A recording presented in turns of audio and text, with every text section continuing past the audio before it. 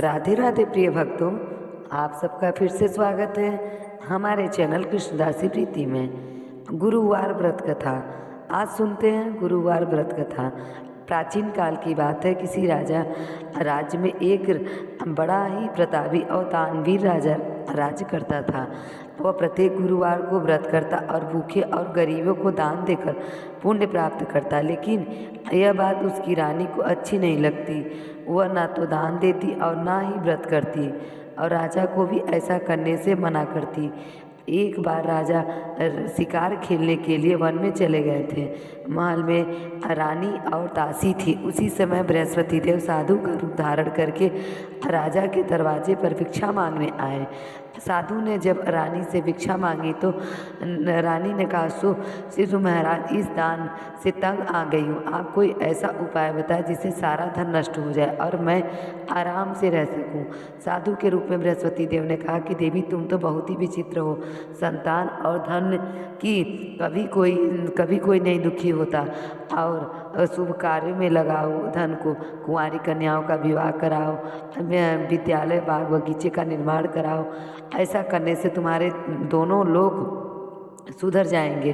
परंतु साधु की इस बात से रानी की खुशी हुई और उसने कहा कि ऐसे की आवश्यकता ही धन की क्या है जिसे मैं दिन भर संभालने में ही मेरा सारा समय नष्ट हो जाए। साधु ने कहा, यदि तुम्हारी ऐसी इच्छा है तो ऐसा ही होगा। कहता हूँ जैसा वैसा ही करना। गुरुवार के दिन अपने घर को गोबर से लीपना, अपने बालों को पीली मिट्टी से धोना, बाल धोते समय स्नान करना और राजा से कहना कि गुरुवार को हजामत बनवा ले। भोजन में मांस मदिरा खाए, कपड़ा धोबी के यहाँ धुलने भेजना। इस प्रकार 7 बृहस्पतिवार ऐसा करने से तुम्हारा सारा धन नष्ट हो जाएगा। कहकर साधु रूपी बृहस्पति देव अंतर्ध्यान हो गए। साधु के कहे अनुसार बातों को पूरा करते हुए रानी केवल 3 ही बृहस्पतिवार बीते थे कि राजा की सारी धन संपत्ति नष्ट हो गई और भोजन के लिए भी राजा रानी का परिवार तरसने लगा। तब एक दिन राजा ने रानी से कहा कि हे रानी, यह तो मैं यहाँ पे तुम रहो, मैं दूसरे देश को जाता हूँ क्योंकि यहाँ पर मुझे सब पहचानते हैं और सब जानते भी हैं, इसीलिए मैं कोई छोटा मोटा काम नहीं कर सकता। ऐसा कहकर राजा परदेश चला गया। वहाँ जंगल में लकड़ी काट कर लाता और शहर में बेचता। इसी तरह वो अपना जीवन बिताने लगा। इधर राजा के परदेश जाते ही रानी और दासी दुखी रहने लगी। एक बार जब रानी और दासी को 7 दिन तक बिना भोजन में रहना पड़ा तो रानी ने अपनी दासी से कहा कि दासी, पास के नगर में मेरी बहन रहती है, बहुत धनवान है, तू उसके पास जा और कुछ ले आ ताकि थोड़ा बहुत बजर गुसर हो जाए। रानी दासी की बहन के पास गई और उस दिन गुरुवार का दिन था। रानी की बहन उस समय बृहस्पति देव की व्रत का कथा सुन रही थी। दासी ने रानी की बहन को अपनी रानी का संदेश दिया, लेकिन रानी की बड़ी बहन ने उसे कोई उत्तर नहीं दिया। तब दासी को रानी की बहन से कोई उत्तर नहीं मिला तो वह बहुत दुखी हुई और उसे क्रोध भी आया। दासी वापस आकर रानी को सारी बात बता दी। सुनकर रानी ने अपने भाग्य को बहुत कोसा, लेकिन उधर रानी की बहन ने सोचा कि मेरी बहन की दासी आई थी परंतु मैंने उसे कुछ नहीं बोला और यह जानकर वह दुखी रहने हुई। वो रानी की बहन ने कथा सुनी और पूजन समाप्त करके वो अपनी बहन के घर आई और उससे कहा कि बहन, मैं बृहस्पतिवार का व्रत कर रही थी, तुम्हारी दासी मेरे पास घर पे आई थी, परंतु जब तक वहाँ कथा होती तब तक ना तो उठते हैं और ना ही बोलते हैं। ये कुछ नहीं बोली, इसीलिए अब तुम बताओ दासी क्यों आई थी। रानी ने कहा, बहन, मैं तुमसे क्या छुपाऊं, हमारे घर में खाने के लिए अनाज तक नहीं है। ऐसा कहकर रानी के आंखों भर आई। उसने दासी समेत पिछले 7 दिनों तक भूखे रहने की अपनी बात बताई। रानी की बहन ने यह जानकर कहा, देखो बहन, भगवान बृहस्पति देव सबकी मनोकामनाएं पूर्ण करते हैं। देखो शायद तुम्हारे घर में भी अनाज रखा हो। पहले तो रानी का विश्वास नहीं हुआ, पर बहन के कहने से रानी ने जाके देखा तो उसमें सचमुच अनाज से भरा हुआ एक घड़ा मिल गया। यह देखकर दासी को बड़ी हैरानी हुई।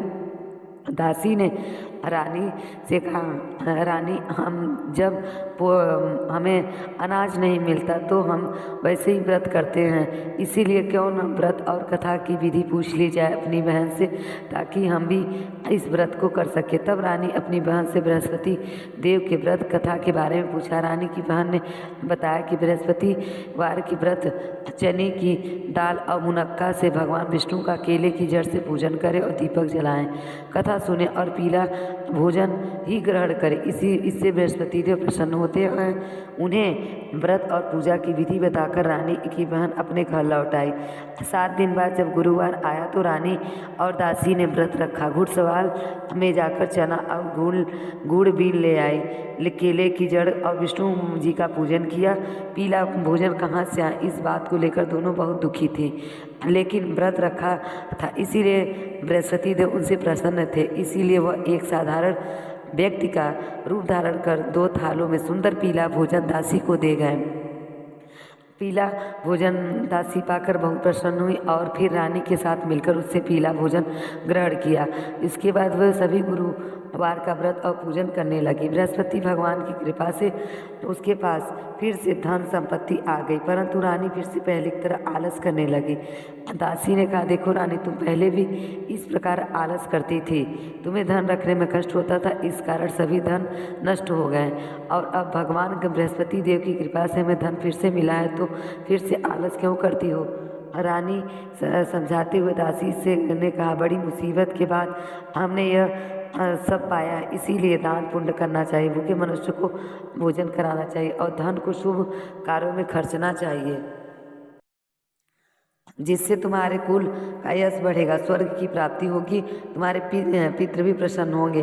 दासी की बात मानकर रानी अपनी धन शुभ कार्यों में खर्चने लगी और जिससे पूरे नगर में उसका यश फैल गया। तो और प्रिय भक्तों, बृहस्पति की व्रत कथा, बृहस्पति व्रत की कथा के श्रद्धा के साथ आरती करनी चाहिए। इसके बाद प्रसाद बांटकर सबको ग्रहण करनी चाहिए।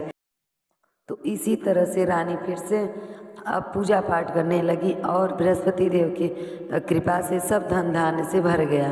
तो ये रही गुरुवार व्रत कथा। आपको गुरुवार व्रत की कथा अच्छी लगी हो तो प्लीज़ मेरे चैनल को लाइक करें और सब्सक्राइब करना ना भूलें। राधे राधे।